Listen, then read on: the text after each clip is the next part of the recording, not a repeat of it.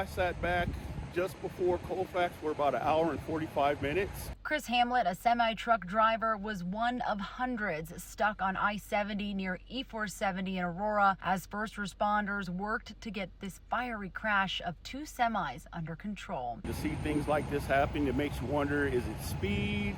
Not paying attention. Colorado State Patrol leading the investigation and sharing good news. Despite the mangled mess of semis, both drivers, luckily, had no injuries. The first semi, the one that fully engulfed in flames, it did collide with the Jersey barriers in the center median. In turn, it did collide with the other semi as well, causing it to fully engulf. Here's some of the video we captured from the parking lot at Denver International Airport when the crash initially happened, the black smoke filling the sky. We work a lot of long hours out here, and some truck drivers push the limit, and you just got to wonder what's going on. I-70 turning into a parking lot and backed up for miles in both directions.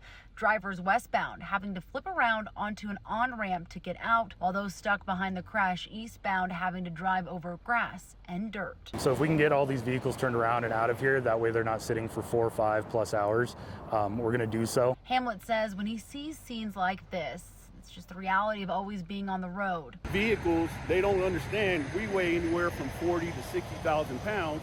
We can't stop on a dime. He hopes it comes as a reminder to everyone behind the wheel, big semi or small sedan, to pay attention. Be careful out there. Give us some respect. When you see a truck out here, we're moving stuff for the general public, and it's a very dangerous job that we do.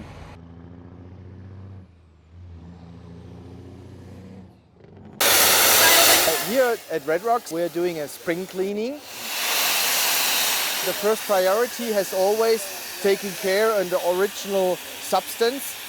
So for sure we want to remove the layer of dirt, but first priority is not damaging the surface. For me, Red Rocks is really one of the things that puts Denver on the map. It's just such a wonderful venue. It's one of the best music venues in the world. Some people would say it's one of the wonders of the world in itself. I really appreciate and respect the care and attention they give to working on historic places.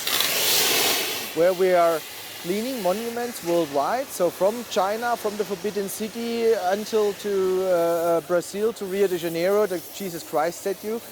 We have accomplished more than 200 projects in the last 40 years. It's part of their cultural philanthropy program. I believe they did the Space Needle for free. I believe they've done many other buildings for free as well.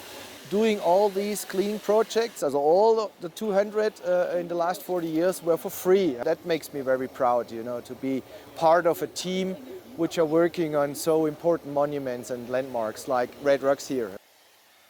Every single trooper since 1935 has trained on this particular campus. Down the hallways of the Colorado State Patrol Academy. The original graduating class, and this was 60 years later. Graduating class pictures lining the walls where Pick it up!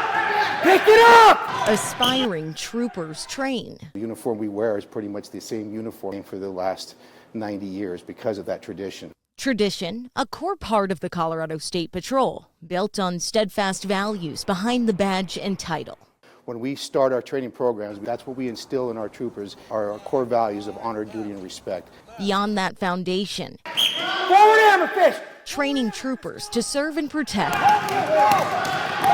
What I tell our cadets is there's no growth without change. Evolves with the times. Things like our virtual reality systems. Sir, could I have you come over here, please? We're doing a lot more of scenario-based training to make sure that we're putting our cadets into environments to where they can make good, clear, conscious decisions. We're always progressing towards that. Let's go, push your pace now, push your pace!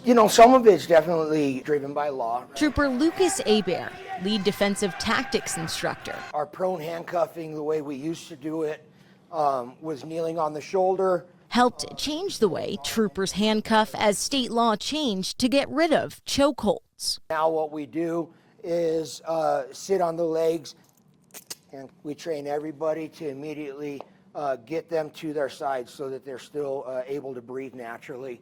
Tweaks to old tactics. We should always evolve, and we should always be looking at our programs and making sure we're doing what's best, not only for the officer, but also for the suspect. Focusing on safety Forward hammerfish! in a career on the front lines of danger. We want to make sure that every trooper goes home at night, okay, because that is our job. But they go in a way that they protect the lives of the people of our communities. In Golden, Nicole Fierro, Fox 31. It deserves more than just a past. It should have a future here in the neighborhood. Jay Homestead with Historic Denver says despite what the Cathedral High School looks like in 2025, this building has a place in the heart of the Mile High City. This place still has solid bones. Now the city, he says, is seeing the problem, sending a $140,000 fine to the owners, Rafmo LLC, based in New York City. So $140,000, and that's going back to October of last year. And so they have until October 9th.